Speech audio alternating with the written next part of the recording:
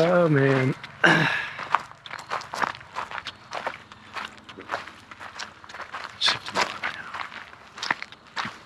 Just have to laugh. Yeah, what else are you gonna do?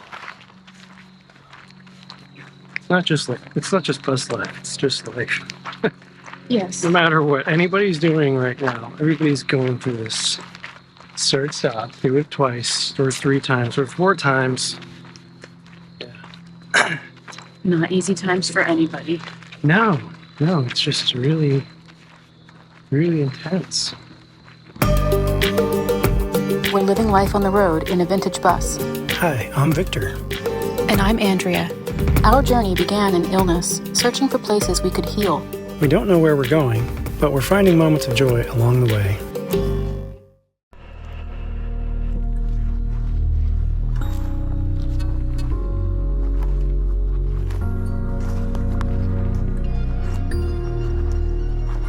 We are finally preparing to leave this beautiful place we've been calling home.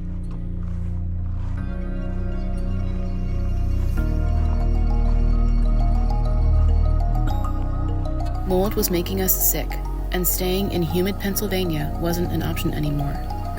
Our kid was the worst off, battling severe health issues from the toxic mold exposure.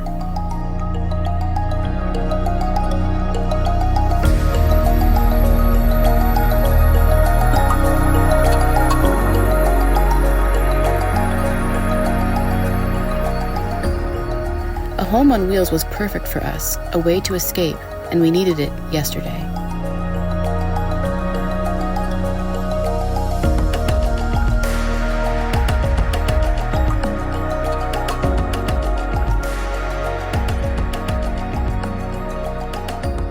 So, we spent 6 months searching for the right bus, one that was already partially converted, but still had enough space for us to make it our own.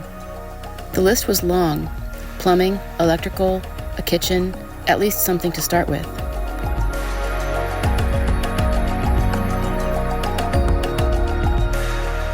And when we finally found the one, it was 650 miles away in Indiana.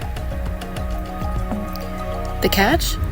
We had no tools, no real bus experience, just a one-way ticket, a tight budget, and a whole lot of hope that we weren't about to make the biggest mistake of our lives. Okay, just gonna do a quick video here. Update. As you can see, it's a little chilly in the bus. It's I think it's around 2. I forgot. It's almost 2 a.m. I got on the road at just around dusk. I think it was around 6. I have to look back at my text messages to see for sure, but it's just the way it worked out between the money transfer and all that back and forth and stuff the seller had to do. So I just spent probably 20 minutes, 30 minutes before trying to get the diesel heater that's in here working, and I think that the solar batteries are too low to do it, to start up that diesel heater. It needs a little bit of electricity to start producing heat. So that and the over-the-road heat hasn't been working, so it's been a little bit of a cold drive. I've got about 465 miles left to do. I'm gonna try to do tomorrow. I'm gonna sleep a little bit. The rest areas in Ohio, which is where I'm at, for $20 you have electric. You can dump and fill water and stuff like that, and you can stay the night on the Ohio Turnpike. So I paid that. I'm not going to use probably most of that, but that's fine. It's easier and convenient in this case. So I am going to wrap up in my warm fleece blanket that I brought and try and get some sleep for a while. So this is how the adventure begins. Yeah, got a lot to figure out. Anyway, I'm going to see. I can't flip this around. All right, I'm going to stop this and flip it around and then let you see what I'm going to be sleeping on here real quick. Hang on. Okay, so I'm going to change into some fleece pants and my thick socks and wrap up in that blanket and crash out here. And this looks a little more rough in this harsh light, but yeah, anyway, you get the idea. And this is the other part. We do a little walkthrough. I didn't have time earlier because of just the way the day went. Just didn't work out how I thought, but hey, that's how it goes, right? Just trying to enjoy the adventure part of it.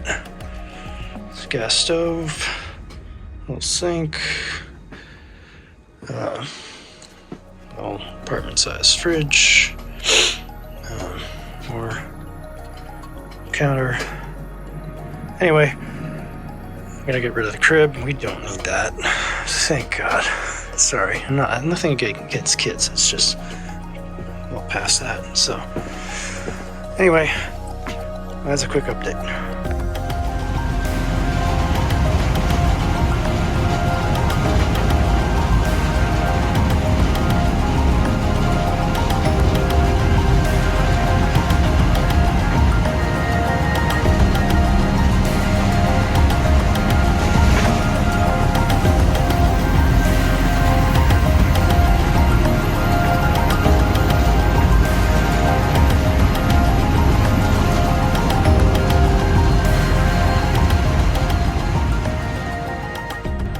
I mean, I can't believe he drove it all the way from Indiana. Wow. Okay. So we have a really wooded driveway and lots of trees and not a whole lot of clearance, but here it is. It looks pretty awesome in the dark.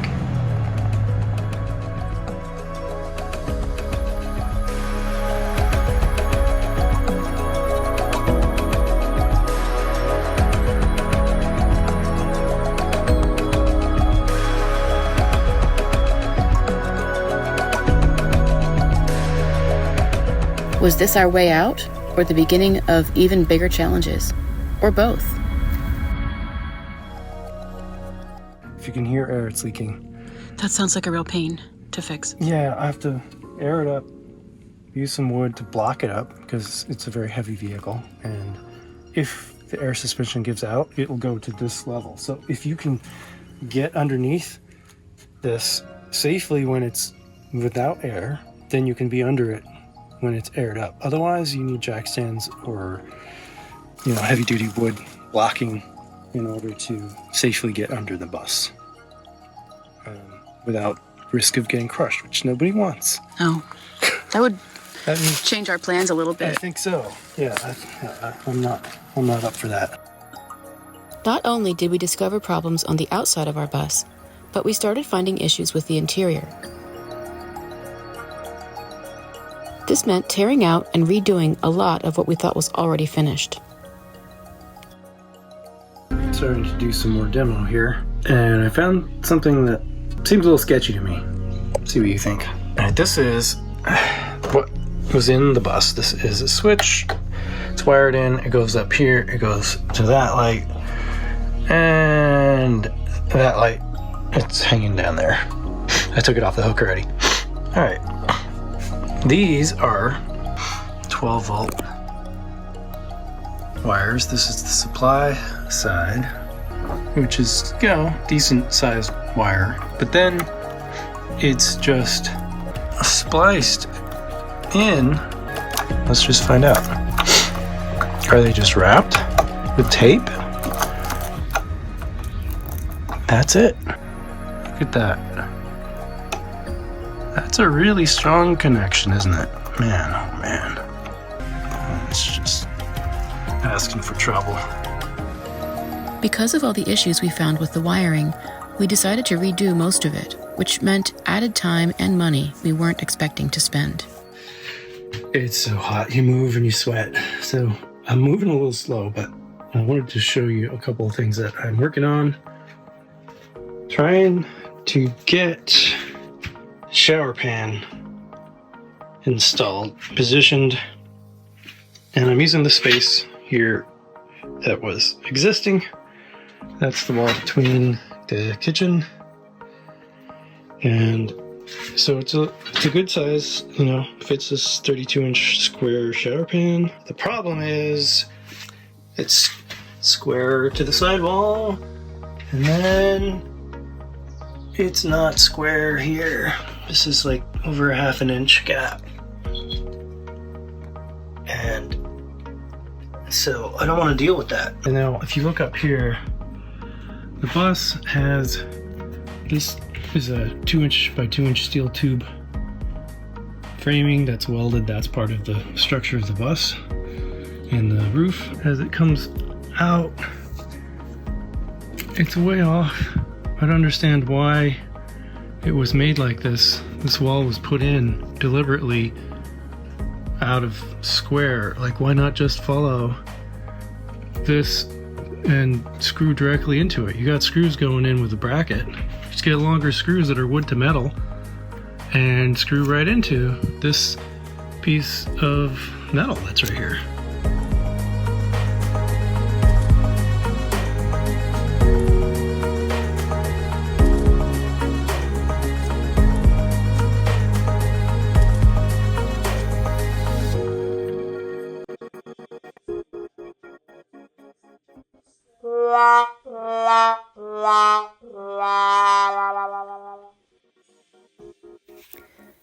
This is what it looks like when you uncover a massive, unexpected problem.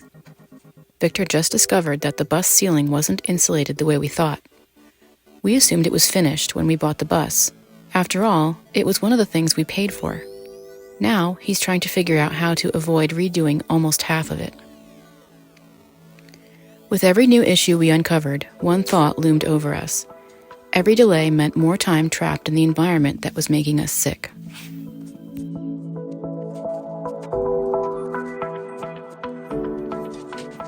So I pulled the rest of the cedar tongue and groove, and this is what I found. Okay, this is the amount of insulation, the gap. This one's better. This one's better. If I pull this out, pull these out, that is the extent of the insulation. And check this out. Even worse. I mean, the insulation is bad enough, but we've got like 7 inches of headroom all the way like 16 inches over ish of additional space. Why the fuck would you do that? Pardon my French. It's so annoying. And this is what it's like. This angle all the way down to the front, this angle all the way up front to back in the bus is like that. So now we have to figure out what we're gonna do about it, because I can't leave it like that. This is the start of several days of demo to preserve the tongue and groove cedar boards. It's actually harder and takes longer to redo something rather than to do it from scratch. Carefully taking things apart when you don't know how they were put together is difficult, and it takes time compared to just destroying it, which would be so much easier. The trade-off was that we had basically paid for materials and supplies when we bought the bus, but we had to spend a lot more time to make it livable.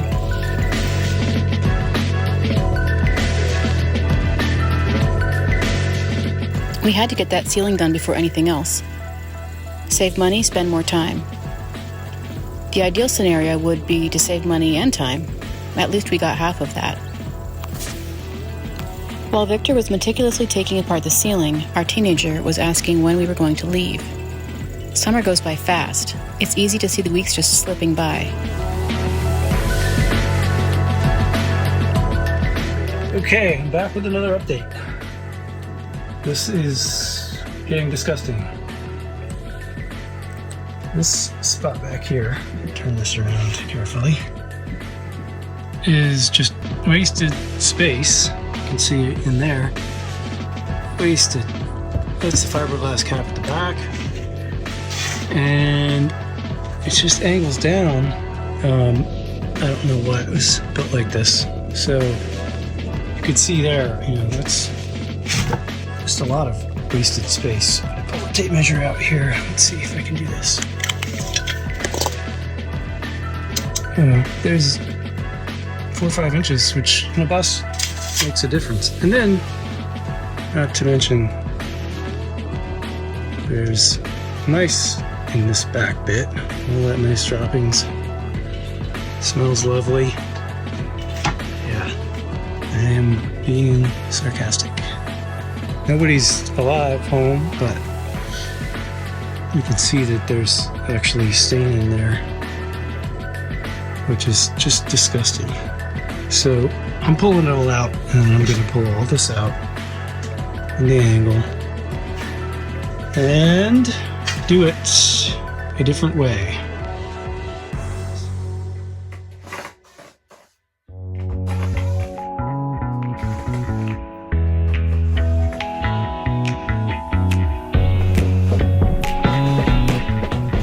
As I already mentioned, we were all dealing with mold exposure, but the sickest of all was our teenager. I want to preface this by saying that mold is very common in the Mid-Atlantic region, and in the area where we lived especially. I worked as a real estate agent for a while and saw signs of it or smelled it in nearly every house I saw. People have to coexist with it, so it's downplayed as no big deal by most people. And for many people, it is no big deal. I'm saying this first to show that I'm not judging the moldy homes or the owners. When you live in a place with 60 to 100% humidity year-round, it's inevitable. My kid was born into a moldy house, the first house we lived in. I had no idea it could cause health problems. I broke out in chronic hives in that house and went to several doctors. I was given allergy tests. I did show a mold allergy, in addition to other things like hay grasses. We lived on a farm, so I didn't know if it was the mold or the hay or stress. We eventually relocated to my family home, which also had mold, though I didn't know how much or how it would continue to affect my kid. It was cumulative over the years until, as a teenager, they had full-blown mast cell activation syndrome and chronic inflammatory response syndrome from mold exposure and other pathogens, like Lyme, Bartonella, Babesia. These tick-borne illnesses are rampant in Pennsylvania. Eventually, my teenager developed PANDAS from these exposures. PANDAS is short for Pediatric Acute Onset Neuropsychiatric Syndrome, though in our case, it wasn't exactly acute onset. It was more like a slow, confusing progression. Without going into great detail, these issues were extreme, and it basically became life or death. We had to make a change. Mainstream medicine did not know what to do with our complex kid.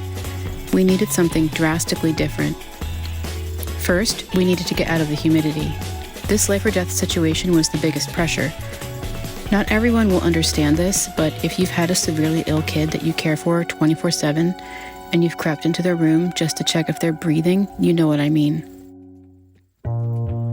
Our kiddos' vitals were always pretty good when checked, so it wasn't that they were near death. It's just that I knew as a mother that something severe was going on. They also couldn't be left alone because the illness caused psychiatric issues. For all of these reasons, we needed to get that bus on the road and into a drier climate, or even just rolling down the road so that our kid could see some different scenery, having been basically bedbound for a lot of the time.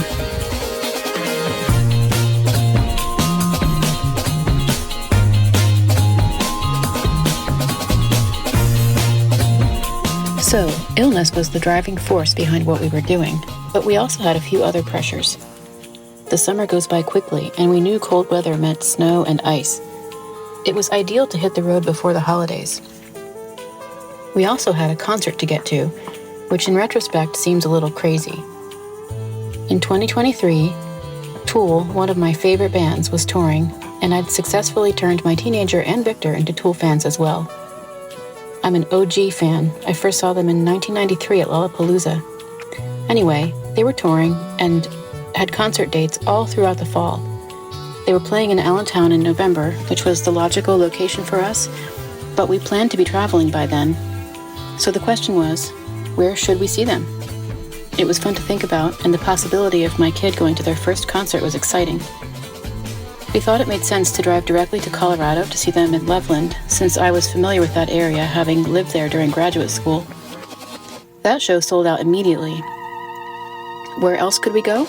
There was a concert in Salt Lake City in October. We got tickets for that one and began planning an epic road trip to Utah. I was going to show my kid what driving across the country felt like. The endless rolling forests and farmland that give way to open spaces, windswept prairies, and then the Rockies. I was so excited to see the Rockies again. So we had a deadline. We needed to leave by October 1st to give us time to manage whatever challenges we might face on the drive. We knew there would be some. I remember saying, as long as the bus engine runs and the wheels roll, we can limp on down the road.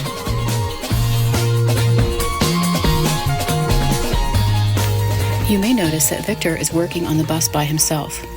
My absence is pretty noticeable. The reason is that I was always involved in some form of caregiving. It may be hard for many of you to imagine how debilitating severe OCD and PANDAS can be. Just trust me that my presence was nearly always needed, and I never had large chunks of time to devote to a project. I was also up all night most nights, going to bed at dawn when my kid finally slept, so I was often asleep when Victor was getting up to work on the bus. It was not ideal, but it was what we were dealing with. These days were incredibly difficult. I can't even put it into words. So he toiled away on his own with zero help. He figured it all out and implemented it himself. My job was helping my kid manage an impossible illness and basically keep them alive. The other thing I was doing was sorting through all our belongings, getting rid of what we didn't need, and gathering other things to put into storage. That alone was a huge job, and we ended up with a ton of stuff to donate or to take to the dump. The rest went into a climate-controlled storage unit nearby.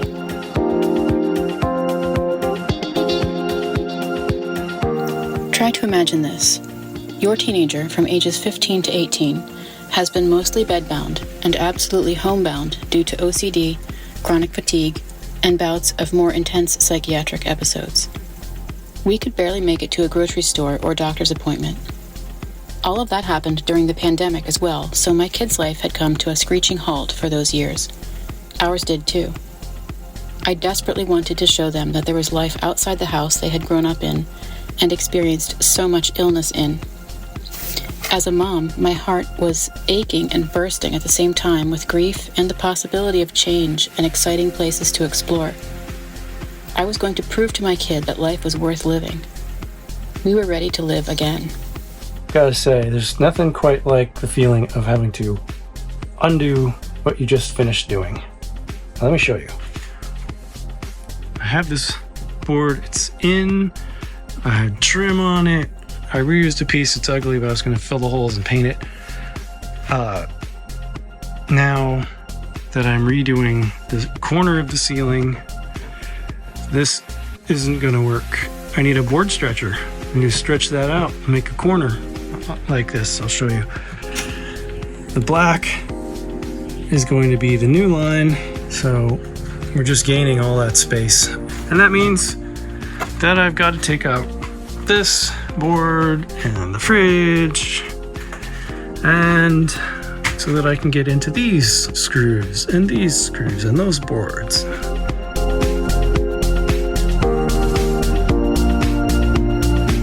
Now I started tackling making the new wooden ribs that are going to go into the spots where I need them to hold the ceiling in the new form. So first I started with cardboard. Made a template that fits pretty good,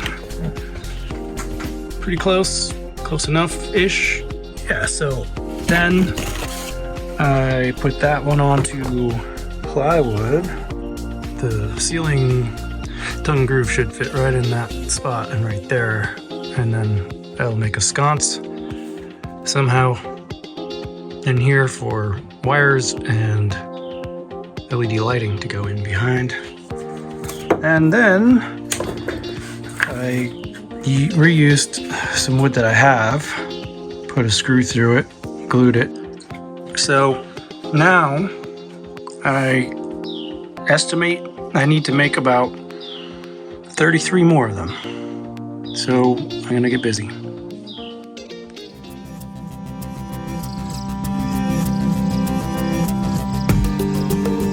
How long will it take me to finish the ceiling? Will we make our concert deadline? Find out next week in episode 2. If you've watched this far, thank you. It means a lot. And if you want to follow along, please press that like button and subscribe.